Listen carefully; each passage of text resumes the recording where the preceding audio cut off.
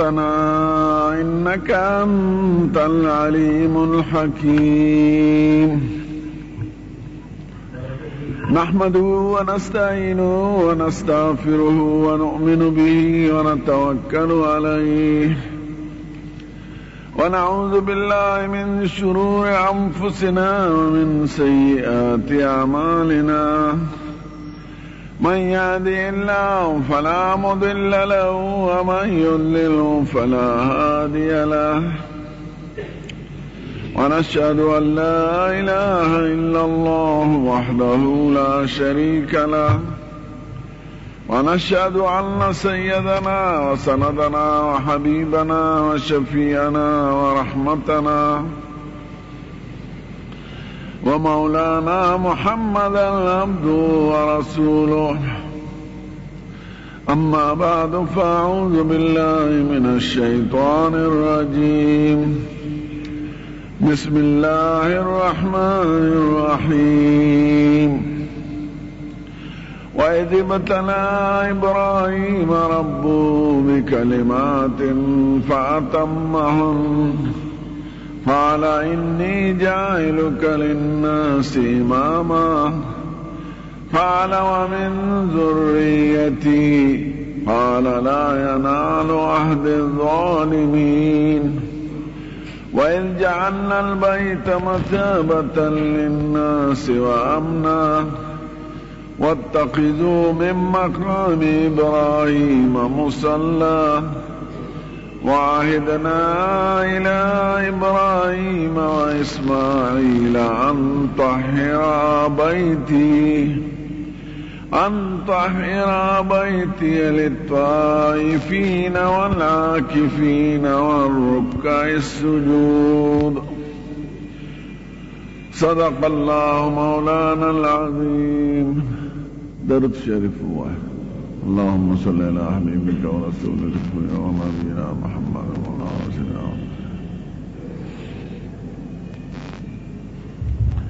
زما عزت مند مشرانو د حج او د قربانۍ په سلسله کې ما تاسو ته بیان شروع کړ. حج او قربانی دواړه د یو عظیم پیغمبر یادګار دي چې خدای زمون په امت کې راوستي دي او زمون د خپل پیغمبر نه تپوس شوی دی سیب وی دا قربانی د چا طریقه ده ناغوی سنت ابیکم ابراهیم دا د ابراهیم علیه السلام طریقه او د خدای شان ته ګوره حج عام مناظر د ابراهیم علیه السلام یادګارونه دي او د قربانه عبادت هم دا غي اولوی یادگار. ابراهیم علیہ السلام دین و شریعت تا پټولو پیغمبرانو کې زمون دین و شریعت نږدې ده او خدای پاک وایي ان اول الناس بابراهیم للذین اتبعوا وهذا النبي والذین آمنوا. ابراهیم علیہ السلام ته نږدې داغا خپل امتیانو او بیا زمون پیغمبر دی او د امت. نو حج منظر دی داغه د قربانو او قربانیم داغه منظر دی د قربانو. خدای دغه قربانو ته اشاره کوي د لومبه پاره په آخر کې. خدای وایي وَإِذِ ابْتَلَىٰ إِبْرَاهِيمَ رَبُّهُ بِكَلِمَاتٍ فَأَتَمَّهُنَّ. خدای په ابراهیم علیه السلام د یو څو خبرو ازمایش راوست امتحان پہ راوست ناغاغ امتحان کی پورا شو کامیاب شو ادا خدای ازمایش پورا کر نو خدای ورته زده دی ازمایش په بدل کې تعالی یو لوی عزت درکو. قال انی جاعلک للناس اماما. زما ټول مخلوق لپاره ته مشر مقرر کړ. قال ومن ذریتی خدای دا عزت زما اولاد لم پکی راک. خدای ورتوی قال لا ینال عهد الظالمین، ظالمان و کافرانو سره می وعده نه ده ستا په اولاد کې چې نیکانی مشري به هغوی له ورکړه. هغه خدای زمونږ په ښکلي پیغمبر پوره کړه، ځکه زمونږ ښکلي پیغمبر د هغه نسی دی، 21م اولاد دی او د هغه نه 2.5 کاله پس په عربو کې راغلی. عربو کې بل پیغمبر نور راغلی د ابراهیم علیه السلام نه پس علاوه زمونږ د پیغمبر.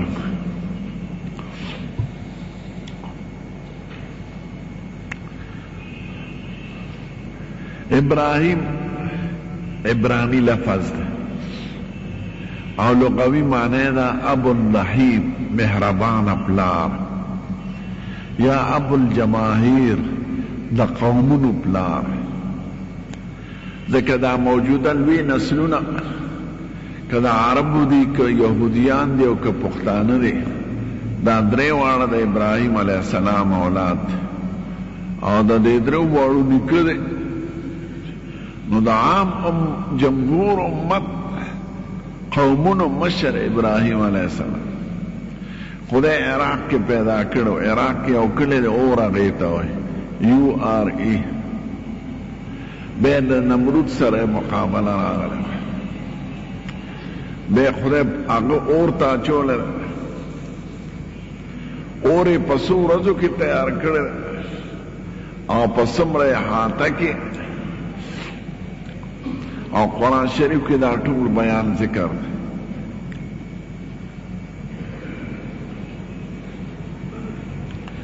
چې اور ته ورځو نو بربند یې کړ او ټال پورې وتړه، ځکه اور ته غورځولو آسان کار خو نو او نه دا نوې آلات. نو ټال له به دیکه ورکولو نو چې دیکه ورشي دا ټال بیا غځې سره چې وررسي نو د ټال رسۍ به په دې اور وسوځي او دی به پکې ورپروزي. نو رسول سره یې تړلی د پړو چې غورځوه نو مختلف ملائکې راغلې. د غرونو ملائکې بشر راغی، وی صاحب که حکم کوي چې دا غرونه په دې قوم باندې وروغورځو. وی اما الیک فلا، تا ته مې حاجت نشته. د بارانونو ملائکه مشر راغله، وی صاحب که غواړې زه باران وروم په دې اور چې ختم شي. نو وی اما الیک فلا، تا ته مې حاجت نشته. وی حسبی الله و نعم الوکیل، خدای زما کافی دی، کارساز زما اعتماد ټول پا سړي باندې چې چرته تکلیف راشي دا دی وی حسبی الله و نعم الوکیل، زما خدای بس دی او هغه ښه کارساز. نو خدای چې څه کول غواړي بیا څه کولی شي. اور ته ورغورځو، دوی په دې تماشه دي چې اور به ختم کړي. هغه اور خو هغه دپاره یخ شو.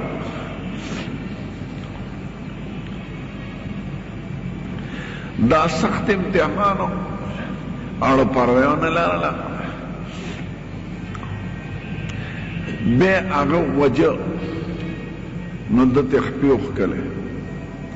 نو شام ته لاړ. شام ته چې سړی ځي نو مخې ته یو دریاب راځي، هغې ته فرات وایي. دا فرات د شام د طرفه قبلې د طرفه راغلی، شمال مغرب نه، او دجله دا نیغ په نیغ د شمال نه راغلی د روس د طرفه. دواړه په بغداد کې یو ځای کېږي او بغداد نه بیا بصرې پورې دا دواړه دریابونه یو ځای را روان دي. نو بصره کې خلیج فارس ته پروت،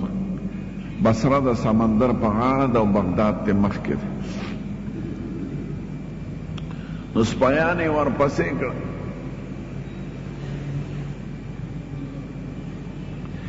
چې دریاب وي داسې سړی وي دا ژبه وي چې سپیان ور رسېدل دي د فرات نه پورې وتو. هغوی ورسره خبرې شروع کړې، د ده ژبه خدای بدله کړې وه. هغې وایي دا خو هغه سړی نه دی هغې نه ولیدلې مخکې بس خلاص شد نو شام کې یو ښار دی هغې ته حلب وایي حلب ته لاړ حلب د فرات دریاب په غاړه دی او ښکلی ښار دی ترکو سره متصل یو اوس یو لویه قلعه ده پخوانۍ پاتې ده او یې کې ډېر مناظر دی نو قلعه کې دننه اوسېده کور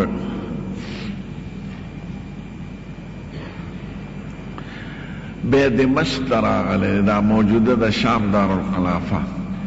نو د دې بنیاد یې کې او دمشق د هغه د یو زوی نوم دی بیا د دمشق نه فلسطین ته راغی آبادی خو نه اوس هم د دمشق او د حلب او د حمص او د حما په منځ کې آبادی نشته سری قوري دي که لاړی نو چې کوم ځای کې اوبه دي هلته کلي دي شام داسې آباد نه دی لکه زمونږ د ملک په شان خو دا ده چې هغه یخ دی او چې کوم آباده حصه ده ټوله د باغونو حصه ده زیتون او انار او دا سپک سپین زران او انګور او خلک یې تک سره سپین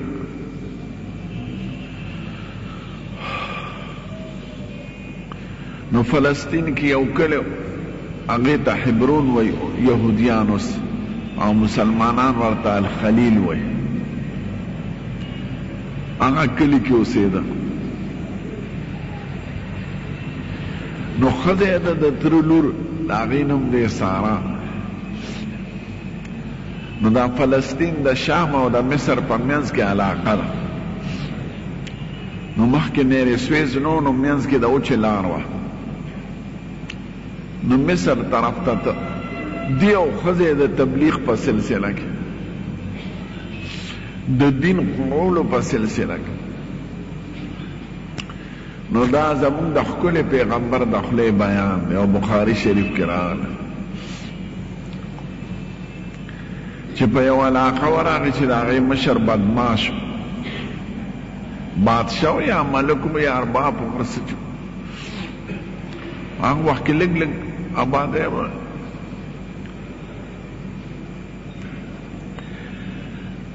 نو دا پې خدای اوس بل امتحان نه اولي هغه سپیانو ته ویلو چې په دې لاره څوک ځي مصر ته راځي د فلسطین نه او د شام نه یا د بل ځای نه نو که خشته ښځه ورسره یې ماله ترې راولی خو د سړي نه تپوس کوی چې دا د ښځه ده که خور او مور دی ده که خور او مور یې نو ورته څه وایې مه سړي ته بس ښځه ترې راوله او که ښځه یې نو سړی بې غمه کې هلته قتل یې او ښځینې ترې راوله د هغه د عقیده وه چې د ښځې خاوند دی نو هغه د سړي ښځه کېږي نه نو دغه وخت کې پورې ابراهیم علیه السلام ته پته نه وه چې دا ظالمان دا کار کوي ځکه د غیب علم صرف خدای پاک سره دی پیغمبر ته هغه خبرې معلومیږي چې خدای پاک ورته د وحی په ذریعه وښیي نو چې سپیانو په څوکۍ ورغی هغوی ورته ویې کښېنه یو سپی هغه ملک پسې لاړ چې دغه شان د شام فلسطین د طرفه یو جوړه راغلې د ښځه او خاوند چې بې اندازې ښکلي دي ځکه د شام خلک ښکلي دي د مصر دومره ښکلي نه دي او هر پیغمبر ښکلي بې اندازې او د هر پیغمبر بې ښکلي پیغمبران د دې ظاهري عیبونو نه خدای پاک ساتلي نه توري نه ړوندي نه ګوډي نه ګنجي نه شلوي نه تپلي چې کوم خلک په معاشره کې عیب ګڼي هغه عیبونو نه خدای پاک ساتي وایي دا هغه ښځه ترې راولی خو سړي نه تپوس وکړه چې دا د ښځه ده که څه دی ده سپیان ناله ده ته وایي دا د څه ده دې دغه وخت کې پیش وی دا مې خور ده وی ښه بادشاه دا اغوستې ده او ته دلته ناست یې نو هغې څه کولی شو هغه پیغمبر به څه کړی د خدای په هر څیز کې راځي تکلیفات هم راولي امتحانات هم راولي خو خدای خو د هر څه نه خبر دی کله د هغې انجام د خیر روزي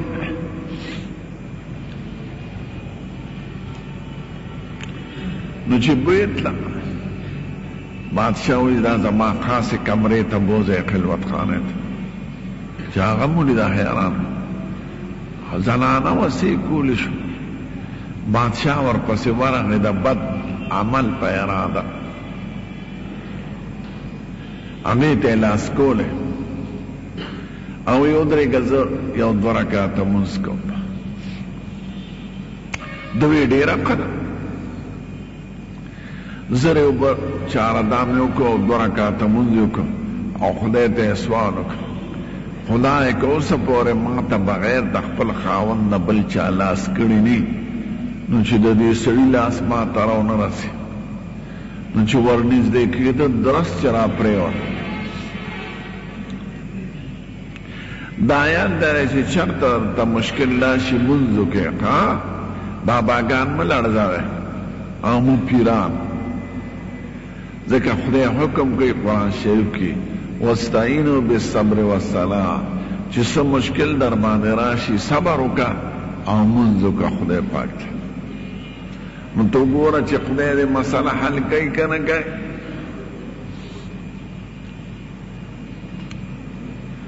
دا د دین تعلیم دی د قرآن شریف او د پخوانو پیغمبرانو نه را روانه ده چې د مشکل وخت کې لمونځ وکړه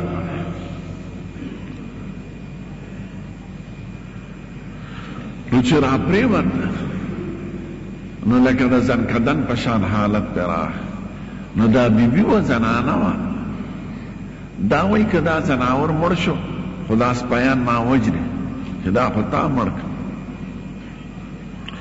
ځکه دې کوټه کې خو بغیر زما او د ده نه بل څوک نشته نو د خپلې یارې وویې خدایه ته یې ښه کړې او په دې خیال چې اوس عقب به سر ته راغلي چې دې خوشو ځان یې اوس هم نه داسې ګوري ځان ته چې دا په ما څه چلو شو نو چې بیبي ته یې وکتل بیا بې اختیاره شو بیا لاس کولی ورته او یې ودرېږه زه یو دوه رکعته لمونځ کوم لمونځ یې وکړو ویې خدایه چې دا زناور ما ته رانږدې نه شي چې درست شو چې راپرېوت بیا پې هغه د میرګي په شان حالت راغی لاسونه خپې لتې والې د زنکدن په شان دې خو لږ ساعت غږ نه کوه خو بیا وایي خدایه که دا مردار مړ شي خو دا سپیان ما هم وجني خاوند هم راله وجني د خپلې یارې وې خدایه ته یې ښه کړې چې خوشو وی ولی الله خدای دعا قبلوله فورا دلته دا کار کیږي ولته ابراهیم علیه السلام سره سودا وه چې زما ښځې ته دا بادشاه لاس نه کړي نو خدای د هغه محل هغه ته د شیشې په شان قوده او دا هر څه ویني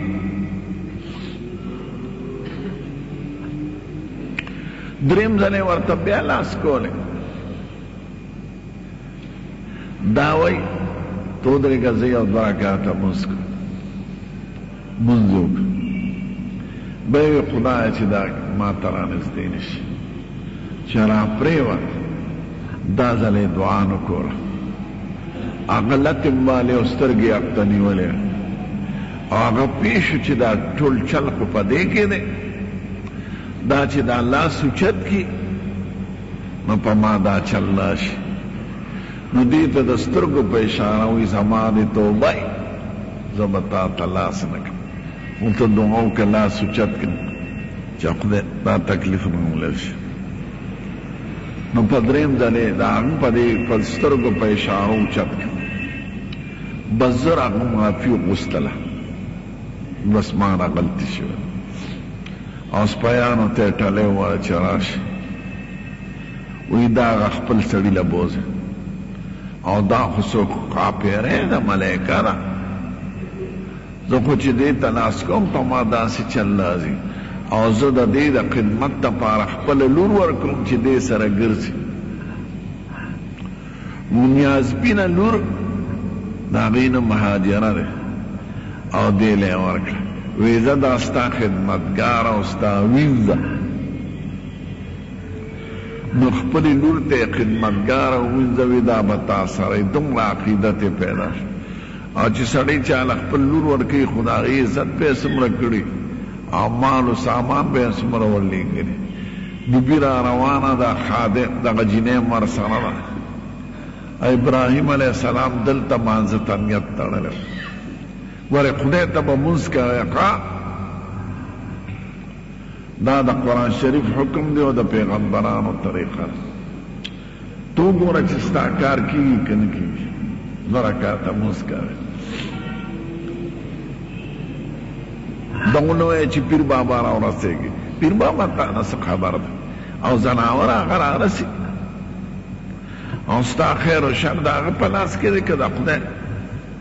نو هغه لوی خدای چې دا ښکلې سترګې او غوږونه یې درکړي دي هغه ته اواز ولې نه کوې انسان څه کولی شي جمدی نشي کولی نو چې وفات شي یا به څوک نو حکم دا دی مونځ به کوې دې ته د حاجت مونځ وایي او دا تجربه کې چې کوم تکلیف در باندې راشي مونځ وکړه او سوال وکړه چې خدای پاک در سره د دواړو جهانو د سردار د وعدې مطابق څه عمل کوي د ابراهیم علیه السلام هغې پورې مانځه ته نیت تړلی و دوی ور ورسېدل په اشاره ورته وایي مهیم سور شو یعنې خدای ورته ښودل نو دا بیبي ورته وایي ان الله رد کید الکافر فی نهر واقدم ولیدا دا کافر هغه مکرونه یې ټول ختم کړل او دا د خدمتګاره یې راکړه وایي زه چې ځو واپس دا غځای نه واپس شو بیا فلسطین ته راغله هلته اوسېده کور یې اوس هم شته فلسطین کې هبرون کې او هغې سره نږدې جومات دی هغې کې ښخ دی ابراهیم علیه السلام او د دې ښار دا خلک ډېر کلک دي په اسلام کې په اردن کې په فلسطین کې هرو ښاریو کې سینماګانې او دا بې حیایي وي بغیر د دې ښار نه دې کې سینما نشته او پرده ده پکې او د انګورونو او د امرودو او د غزانو ښار آباد علاقه دا مشرق خو ورته وایي چې مو خو ډېر عمر یو ځای تېر که اولاده مو نه شو ته دې بې بي سره نکاح وتړه که خدای اولاد درکړه وی ډېره ښه ده نکاح یې ورسره وتړه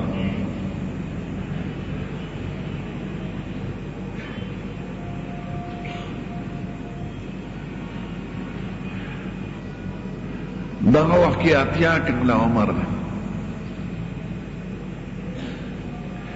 نو خدای ته سوال کوي قرآن شریف کې ذکر دی قال رب هب لي من الصالحين فبشرناه بغلام حلیم خدای ښکلی صبرناک بردباره با اخلاق زوی راکړي نو خدای پاک ورته وایي ښځه زوی به درکړي پیغمبران د خدای نه سوال کوي ښه نو چې هغه لویه هستي د خدای نه سوال کوي نو ته به هم د خدای نه سوال کوې د انسان که پیغمبري که ملایکهی که بزرگی که فقیری چې وفات شوی سوال به نه کوي او جمدیله تلی شوی صاحب ما ته دعا وکړه. نو ابراهیم علیہ السلام خدای ته سوال کوي خدای ښکلې ګلالې زوی راکړه. خدای وی ښځه زوی به درکړم. اسماعیل خدای پاک ورکړي. اسماعیل معنا هم دا ده چې خدای دعا قبوله کړه. ایل خدای ته وایي د هغې په ژبه کې. اسماع معنا خدای دعا قبوله کړه. نو چې ګلالې زوی شو او دی به پیغمبر کیږي، نو هر پیغمبر در کوټوالي نه خدای پاک خشته او خيار پیدا کړي. نو ماشوم به ورسره نو دې مشرې ښځې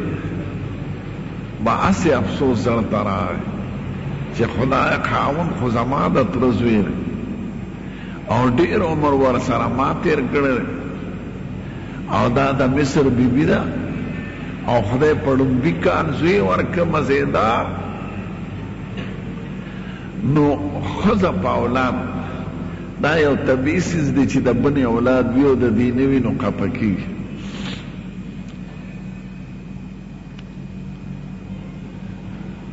د هغې سینه به یې لیدله چې په سینه باندې ماشوم دی ښکلی، یعنې غېږ کې ورسره او د دې څه نشته، نو خفه به وه.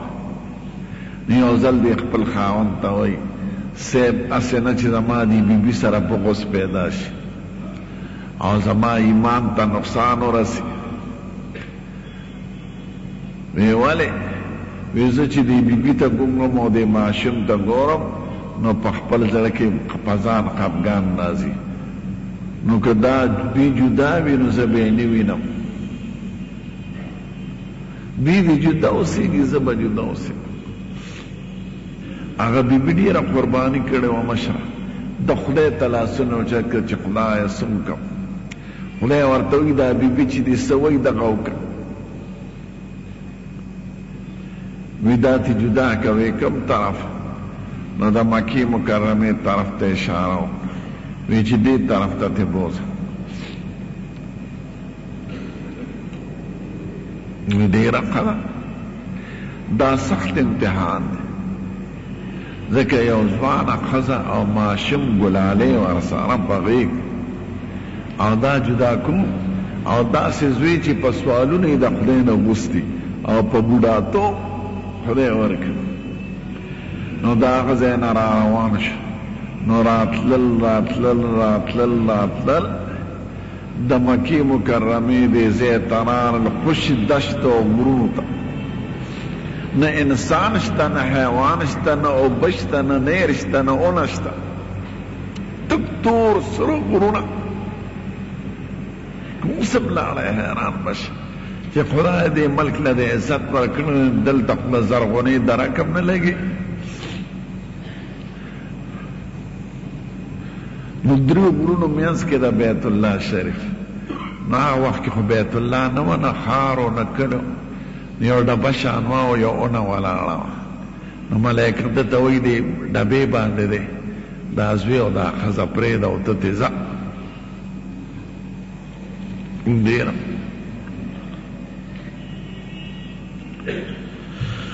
دا په خدای بل امتحان نه اولي. دا نه وایي خدایه چې دا ماشوم او دا زوی دا ښځه به مې څه کوي، د دې ډوډۍ به کوم ځای، روزي به کوم ځای، په دې خوشي غرونو کې یوازې. خو د خدای حکم دی چې څومره د خدای دربار ته نږدې خلک د خدای حکم ته غاړه بستی، دا تپوس نه کوي چې ولې دې کې حکمت څه دی، فایده څه ده، یا د دې مستقبل بسي. نه هغه ته دا پته لګي، نه ورته خدای لا ښودلی دی. وی عزت یې ته. نو دا بیبي ورته وایي یا ابراهیمه چې روان شو. وی ته چېرته دی؟ مونږ چمته پرېږدی. نو دی ورته غږ نه کوي. نو بیا ورته وایي په هغه لږ تېز شو. دا ورته په اوچت اواز وایي ته چېرته دی؟ بیا غږ نه کوي. بیا دا ورپسې ورله ماشوم یې پرېښود. نو چې دا ورپسې ورتله هغه منډه کړې. نو دیم ورپسې منډه کړي او شاته نه ګوري ورته وایي الله امرک بهذا دا درته خدای ویلي دي وی او دا راته خدای ویلي دي د شا نه وایي او سترګې یې مخکې بیا دي وی ښځه چې خدای درته ویلي دي نو خدای بس دی زمونږ اذن لا یضیعن الله چې خدای درته ویلي دي نو خدای به مونږ نه ضایع کوي دا هغه لږو ورځو ژوند د یو لوی پیغمبر سره د هغې عقیده و ایمان دومره بدل کړو چې د دنیا هېڅ چا باندې نظر نو بغیر د خدای نه یعنې زنانه غوندې ځان او لږې ورځې صحبت او د پیغمبر صحبت ډېر لوی اثر لري وی ښځه خدای پاک زموږ نو دې مروه طرف ته راغی که اوس لاړی باب الفتح طرف ته نو هلته یو بازار دی هغې ته سوق المدعا وایي د دعا بازار نو هلته په یو ګټه ودرېد چې دوی ورته نه ښکاري او دوی طرف ته یې مخ کړي او بیا دعا کوي رب اجعل هذا بلدا آمنا خدای دلته یو کلی جوړ کړي د امن او د خوشحاله وارزق اهله من الثمرات او د دې باشندگانو ته هر قسم میوې ورکړي خو من آمن منهم بالله والیوم الاخر خو مسلمان ته خدای ورته وی قال ومن کفر کافر ته بم ورکو او متعه قلیلا ثم اضطره الى عذاب النار وبئس المصير دلته چې څوک اوسېږي که مسلمانې که کافرې دواړو ته به روزي ورکوم ښکلې خو د کافر انجام به یې سپېره ده هغه به دوزخ ته ده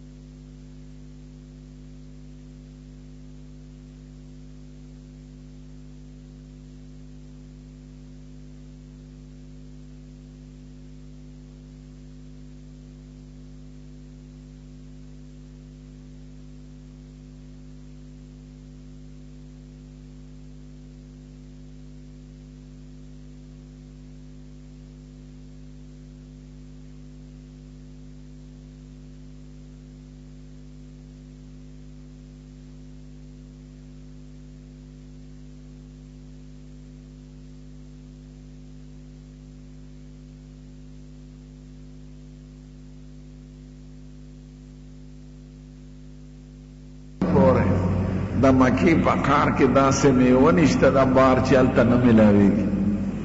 او تازه او حیران بشي او ارزانه چې خدای دا میوې څنګه دي ترکارې میوې خوراکونه چرګان د دنیا نعمتونه او د دنیا ګډان او څاروي دا منډې ته چې لاړ شي نو منډې د دې څاروو د دې چرګانو او د دې میوو نه ډکي او قسمه قسمه د هر ملک داسې میوې او مالټې چې تاسو په دوربین کې هم نه دي لیدلې خدای ورکړي د ابراهیم علیه السلام دعا نو خدای وی زه بار چاله ورکړم بیا دې ښځې او زوی باندې څه امتحان راغلی دی دا به بلې جمعې ته نو دا د حج منظر ټول د ابراهیم علیه السلام د قربانو یادګار دی بیا دا قرباني د هغه د قربانۍ یو لوی یادګار دی او حضور پاک ورته ویلي دی چې دا د ابراهیم علیه السلام طریقه ده چې موږ یې کوو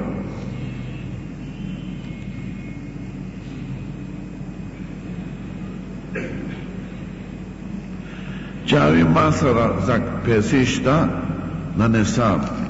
خو ما جیبي فند نه قرض راغشتی دی نو په ما زکات شته که نه نه قرضداري سړي باندې زکات دي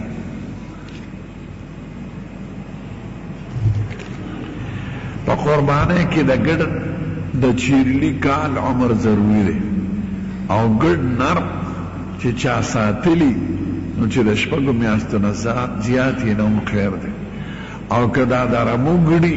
نو بیا کال پکار دی ساتلی شوي ګډ غر کې سړ وي نو د بارانې د ګډبنو د ګډ د کال سره برابر وي که نه وړوکي بیا به پرې نه کوې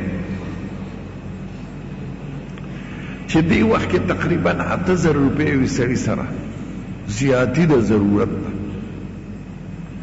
د خوراک نه د سکاک نه د جامو نه د بچو نه د کور د ضروریاتو نه هر چا قرباني نه ګورې چې 8000 روپۍ ورسره تقریبا نه د قرباني وکړي ځکه قرباني ګرانه ده خو د خپل وس مناسب کار داسې نه چې 8000 روپۍ در سره یو د 8000 یې سو نیسې بیا به څه کوې هر چا قرباني نشته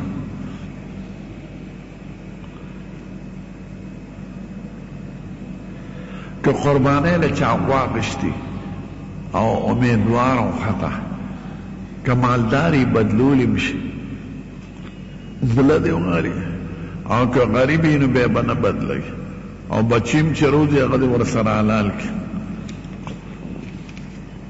که روغ جوړ بچي وي او که دا غوښه مخۍ بیا دې وغورځوي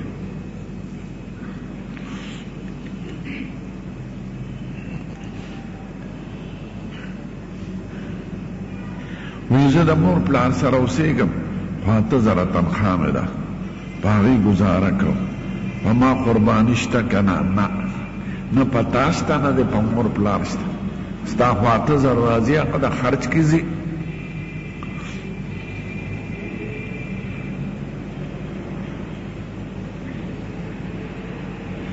وی زما پلار د قربانو سرمنو باندې جومات له صفونه اغشته نو که هغه له چا هسې ورکړي سرمنې او هغه ځان له خرڅې کړي خیر سرمن مالدار لم ورکولی شي فقیر لم په دواړو کېږي زکات حکم یې نه دی خو چې دې خرڅه کړه نو بیا به پیسې خامخا فقیر له ورکړي او چې سرمن روغی نو د هغې حکم لکه د غوښې په شان دی نو غوښه مالدار لم ورکولی شي فقیر لم نو سرمن پلار له ورکولی شي مور له ورکولی شي رور له ورکولی شي مالدار غریب له چوڑلی هم ورکولی شي نو که هغه سرمنې چا ورکړي چې دا ستا او خرڅې کې مسلې پې والي ډېره ښه ده او خپله سرمن به خرڅوي نه چې هغې باندې دغه وکړي جومات له والي چاله دې ورکړي سرمن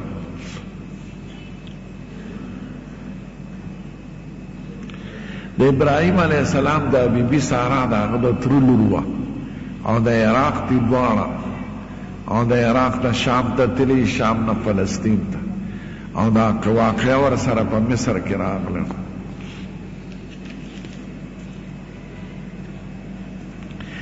د موسی د ابراهیم علیه السلام یو بله بیبي ده د هغې نوم دی قنطوره نو د هغې نه دوه زامن شوي دي یو دمشق یو مدین مدین د پښتنو نیکه دی او اسحاق علیه السلام د یهودو نیکه دی او اسماعیل علیه السلام د عربو نیکه دی د اسماعیل د مور هاجره نوم دی او د اسحاق د مور نوم دی سارا او د مدین د مور نوم دی قنطوره نو دا درې واړه قومونه تربوران دي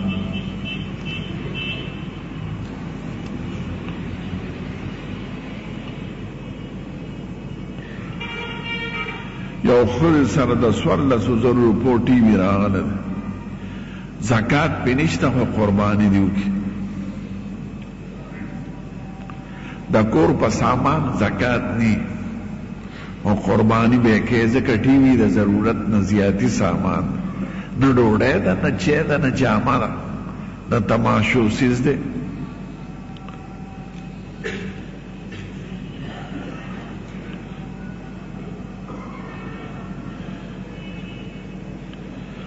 یو سړي لمبل پیسې ته پریوتې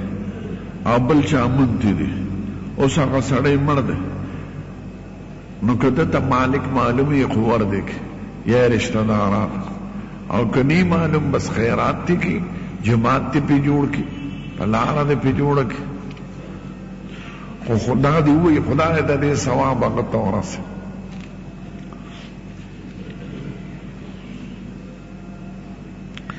د حقیقي پیسې په جماعت کې لګي که نه نه قرباني او عقیقه خو څاروي حلالولو ته وایي نو پیسې به چاله نه ورکې په خپله به قرباني کړي او عقیقه به کړي نو سنت بالی ادا کېږي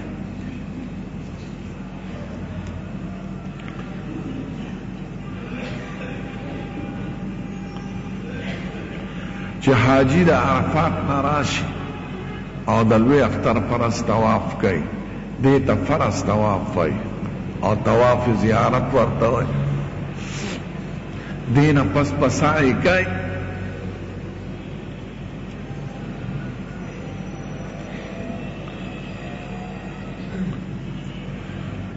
چې لسمه ورځ د اختر سړي قرباني وکړه نو بیا سر وخورئ چې سر وخورو نو حلال شو نو چې حلال شو صرف طواف زیارت پاتې ده خوشبویي دې ولګئ خو نږدې کېدې ټبر ته نشي چې طواف زیارت وکړي نالې به ټبر ته نږدې کړي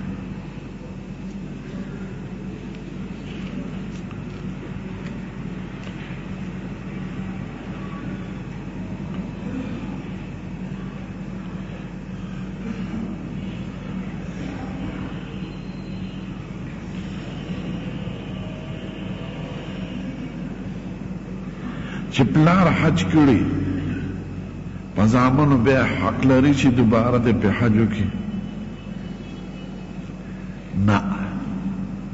حج کول د پلار په زامنو فرض نه دی په خپله چې سړی مالداري حج په فرض دی او د زامنو په مالدارو باندې په سړي حج نه فرض کېږي دا هر سړی او د هغه ځان عباداتو کې یو بل باندې نه راځي چې پلار غریبي پاغه حج نشتا او زامن چې مالدار هغه به حج کوي انا په زامنو پلار لګل فرض دی ټیک ده کې امداد ور سره کوي ثواب دی خو فرض په نه دی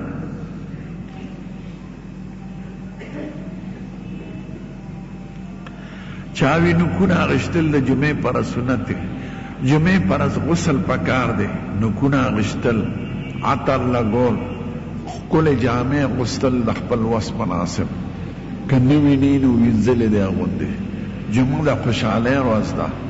او دا د مسلمانانو د اختر ورځ ده د هفتې اختر دی او لوی اجتماعی په دې کې نو جامع ښکلې سر غوړ کړی او جامت اغشته او نکونه اغشته او خوشبویي لګول مسواک کول د اصحاب پودړ ګرځېدل نسواري چې نسواري په ګیر را رواني او اصحاب بوی تیزي دا شریعت نه خوښوي دا خلک وایي جوړسبرګ دې ته وایي چې سخانه ولې مردار چرسي او په مقبرو کې ناست نه دا خو مردار دی شریعت وایي صاف سترا ښکلې سر ووینځه ګیره ووینځه خوشبویو لګوه جامې پاکې که ښکلې ګلالۍ جماعت ته راشه خدای وایي اتمه پاره کې خذو زینتکم عند کل مسجد چې جماعت ته ځې نو د زینت په جامو کې ځه ښکلې ځه شکل مه قبیح کوه او نه دا زبرګي ده دا ګنده ګرځېدل او کنده چول او داغ غاړې ته اچول او چرس کر دا مخبرو کې چې ناست دي دا د خدای سپیره دي ګنده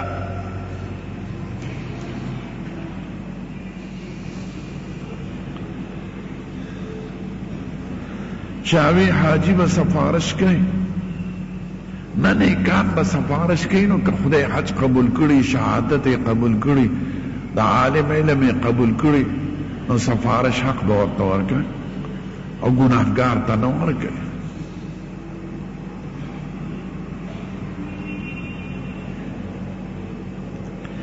په غسل خانه کې چې اودس کوي نو بسم الله په پټه ویلی شي بس درود شریف مه وایه خو چې ننوځي غسل خانې ته نو دا ویل پکار دي اللهم انی اعوذ بک من الخبث والخبائث بس دا دعا بس ده او بسم الله د چارداب په سر کې راغله نو چې بار کې بسم الله مو وایه او چې غسل خانې ته ننوځي دغه کلمه بس ده که په زړه کې دې ووایي خیر دی خو درود شریف مو وایه هغه دی کې یو ماشوم هلک او جنۍ چې پیدا شي او مړه پیدا شي نو حقیقت پکار ده که نه حقیقت جمدو نه چې ژوند نه پس مړ شي خو نومونه وله کېښودل پکار دي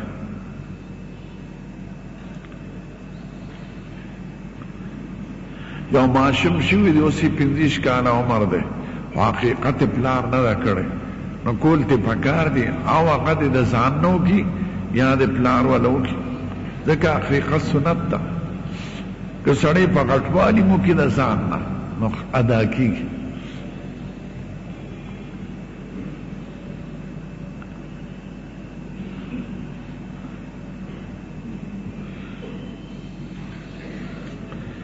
دا د عبدالله بن مسعود چا خبره کړې ده یو علمي خبره ده د دې عوامو ته ضرورت نشته او دا سوال چې چا کړی ده بې وقوف یې کړی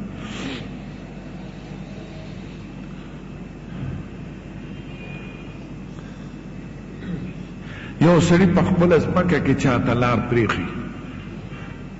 نو دی د هغې عوض اخیستی شي که نه او اخیستی شي ده ته حق دی چې هغه لارې نه څوک منع کړي نو که عوض ته علي هم اخیستی شي حج دپاره ځمکه خرڅولی شي او که نه ته ضرورت نه زیاته چې ځمکه نو دومره دی خرڅه کړي چې حج پکې وشي لندن ته د مزدورۍ لپاره تلل څنګه دي نه دي پکار د سړي وطن کې چې ګزاره کېږي نو بار ته به نه ځي د کافرو ملک ته ټیک ده د تعلیم دپاره د علاج دپاره تلل خیر خو د مزدورو دپاره د کافر ملک ته ډېر تللي دي هغوی خپل دین پرېښی دی او په بد عملو بد اخلاقو کې مبتلا شوي ډېر افغانیان اسټرالیا ته تللي دي هغوی عیسایان شوي دي زمون مسلمان خود دو خبرو ته د ټینګې ني چې چای مونږ نه کلک ني یو ښځې ته بل ډالرو ته نو دوی په دې سیز ډېر زر دوکه کېږي نو نه به دی چې خپل وطن کې 5 روپۍ ګټې شي د انګریزانو هغه سلو نه دا 5 ښه دي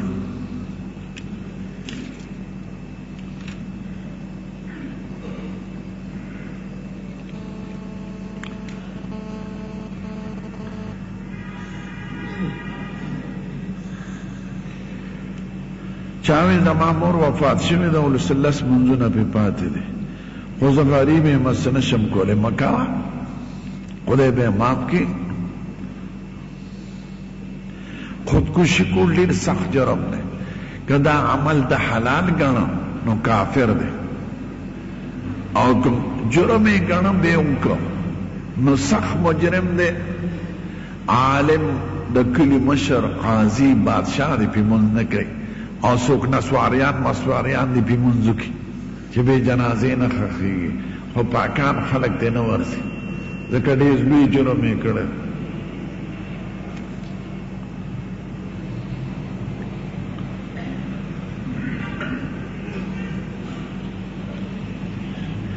چاوی دا حدیثم په کلاس کې اورېدلی چې څوک ږیره خري نو دی د حضور مبارک په مخ باندې دا کوي دروغ وایي هسې ګناه ده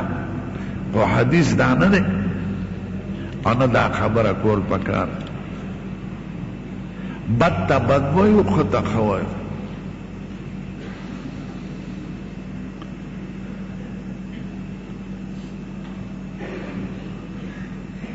سړی چې رکوع ته روانېږي الله اکبر به شروع کوي الله اکبر سجده باندې به ودرئ داسې نه چې سجدې ته پروزي نو بیا به الله اکبر وایي بعض امامان دا کوي دا به نه کوئ دې ته د انتقال تکبیرات وایي نو چې ځې او راځې دغه وخت کې به الله اکبر وایي چې ورسېږي بیا خو د الله اکبر ځای پاتې نه شو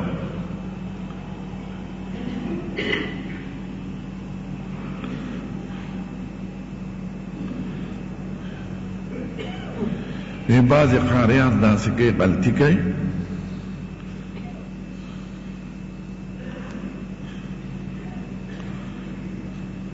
پښتنو نه سلسله د نسب سره دغه مې درته ووایي د ابراهیم علیه السلام په اولاد کې داخل دی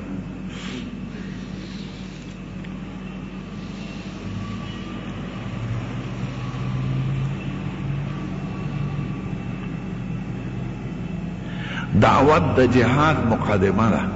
چې جهاد شروع کې نو مخکې به کافرانو ته دعوت ورکړي د اسلام که دعوت یې قبول کو خو ډېره ښه ده قسم دی زموږ ښکلی پیغمبر وایي علي صاحب ته چې ستا په لاس خدای یو کافر ته اسلام نصیب کړي دا د دنیا د ټولو نعمتونو نه ښه دی ځکه پیغمبران د هدایت دپاره راغلي دي دا قتل آخري حربه ده چې د دین په لاره کې یو رکاوټ دی لکه ګوته چې څښا شي نو ګوته به پرېږي ځکه چې نور بدن ته نقصان ونه رسوي او چې اصلاح یې کیدی شي نو اصلاح به یې کې پرې کې به یې نه نو دعوت د جهاد پیش خیمه ده ټیک ده که داسې حالات راشي چې هغوی په تا حمله وکړي بیا د دعوت مقتلې ده بیا ورسره کوه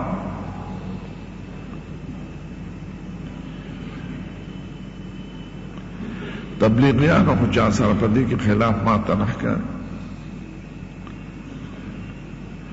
د جهاد خپل احکام دي په فقه کې لیکلي دي د مونځ خپل احکام دي شرایط دي طریقې ده نو د جهاد خپل احکام دي طریقې ده شریعت دی داسې نه چې زه ځم امریکې سره جنګ کوم دا خو د قمقلتوب دی یا زه ورځم په دغې سړو حمله کوم دا خو بېوقوفتوب دی پر امن خلق وجل او بی گناه خلق وجل دا خو شریعت اجازت نه کوي دا د خو جذباتي فیصلې دي خپل کار او بړاس په غلطه طریقه وباسي دا کار ښه نه دی دا قمقلتوب د جهاد نه دی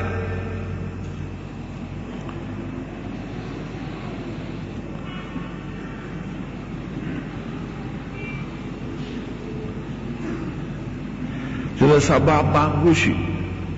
نو بیا صرف 2 رکعته سنت راغلی دی نور مونځ بند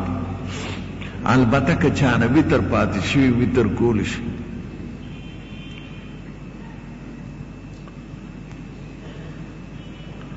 چې امام په جهري قرت وایي تی اورې هغه له خدای ثواب ورکوي تعالی خدای ثواب درکوي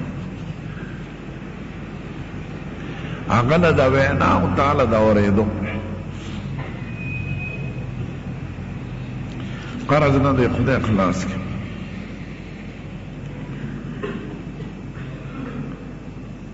کچانا ټوپه په مانځه کې پرېوته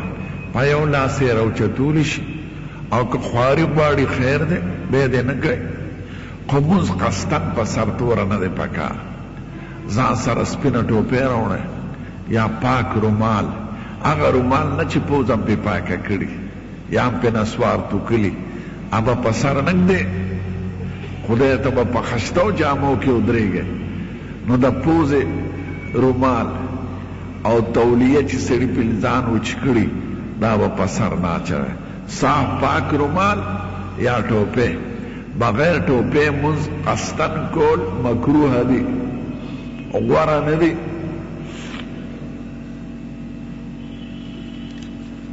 صرف حج کی چې احرام کی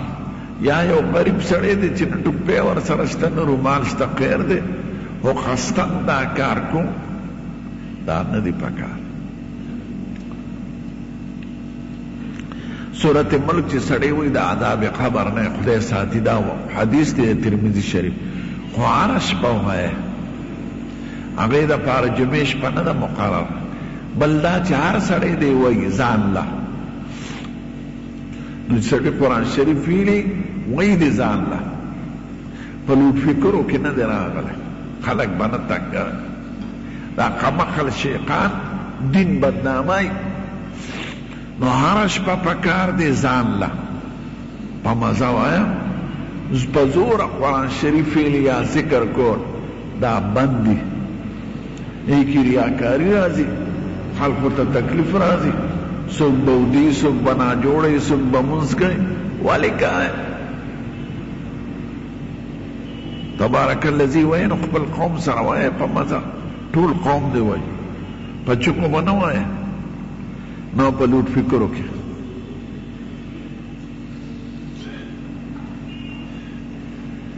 نو چاہ دموی چی تبلیغ دا بیکار و خلقو کار دے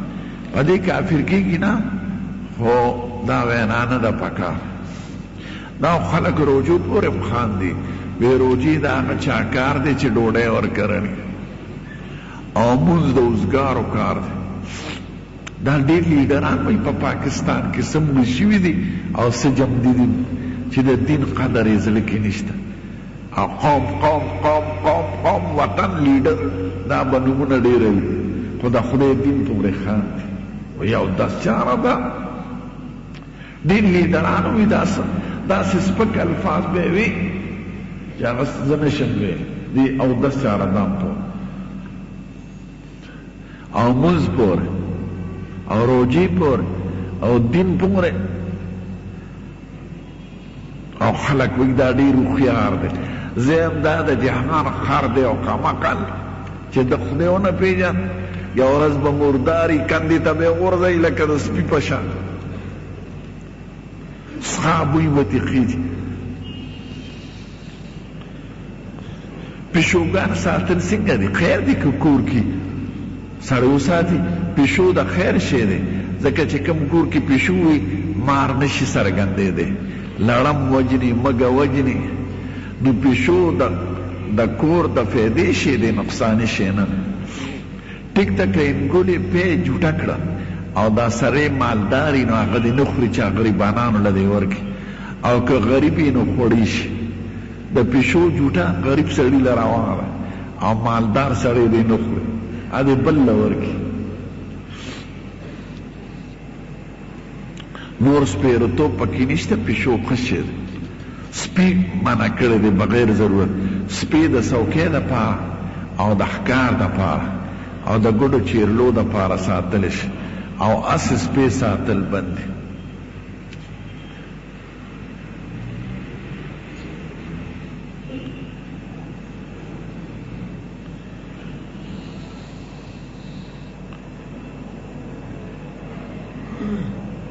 یو سړي خاوند کړی دی خاوند یې دوبۍ ته تللی دی خو څوک وایي په لانج کې مړه شوی دی دریاب ته پروت دی او څوک څه وایي نو پته یې نه لګي نو د دواړو طرفه د هلک او د جینۍ مشران دې کیني په یو ځای 4 کاله پس که 4 کاله پورې څه پته ونه لګېده نو باید یې فیصله ده وکړي چې مړ دی نو که دا خاوند یې ښځې ته نږدې شوي نو د مرګ عدت په تیر کې 4 میاشتې 10 ورځې او کني نږدې شوی تشو کېدل وه نکاح نو بس خلاصه ده خاوند ځان له کول شي که بیا هغه سرګوزي بیا د مرګ نه پس را جمدې شو نا به راشي دا لومبی نکاح دا دویمه نکاح په خپله ختمېږي خو ښه دا ده چې هغلته څوک وایي چې پرېږده اوس ښځه به هسې نه کېنوی ځوانه ښځه د هغې به سل تقاضا وي دا پښتانه بعضې قومونه ظلم کوي په ښځو ظلم به نه کوی ګورئ د دې رد عمل خراب روزي نو چې څه حقونه شریعت ورکړي دي هغه ورکوی کنی بیا به د دې رد عمل داسې روزي چې ښځې به بلکل موږ پسې روزي او بیا به وایي موږ خپل حقونه غواړو ما هغه شرمول به د دې شرمولو نه زیات درود شریف ووایه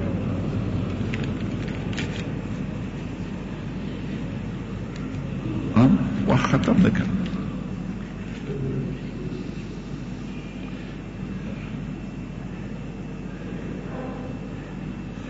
وی زما عمر 2 کاله زیات خو سکول کې رانه پلار کم لیکلی دی او په هغه حساب باندې زما ریټایرمنټ نو دا تنخوا اخیستی شم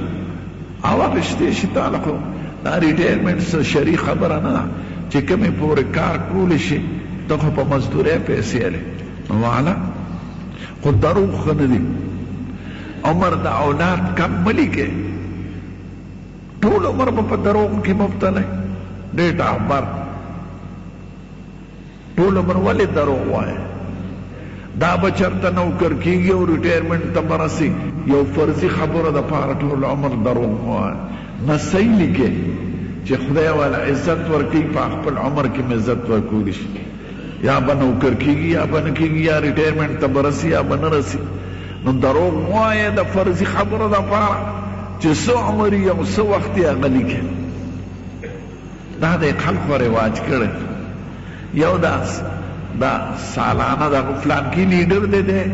دی 15 کال دی د پیدایش او هغه په قبر کې زوړ شوی هم دی او کیک به راوړي هلکه دا څه شي کوی د انګریزانو رواج صدقه ورپسې وکړې ټیزنو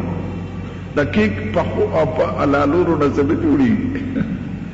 لاس ورپسې اوچت کې دعا ورپسې وکړې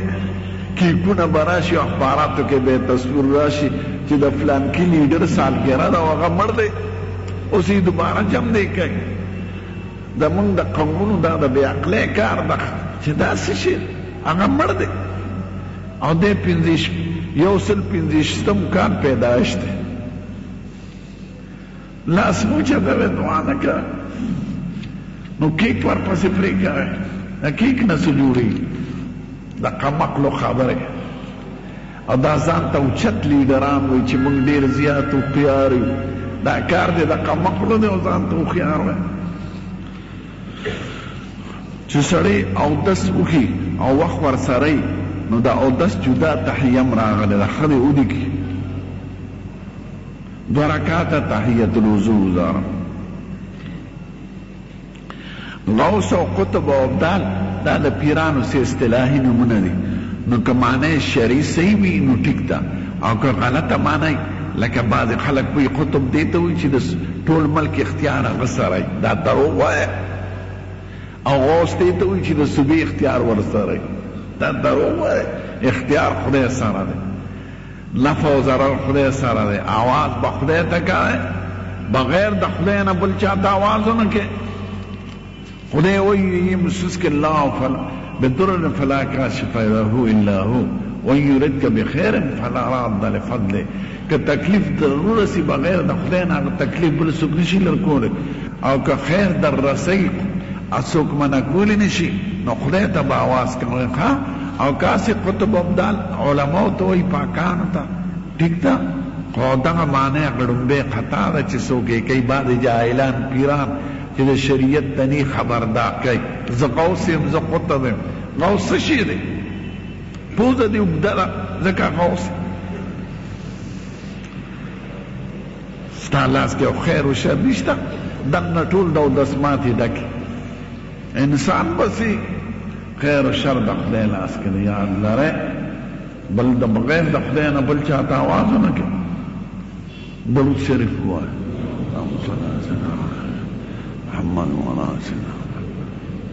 अल्लाह मारिना हक़ हक़्क़न वरज़ुक़ना इत्तिबाअह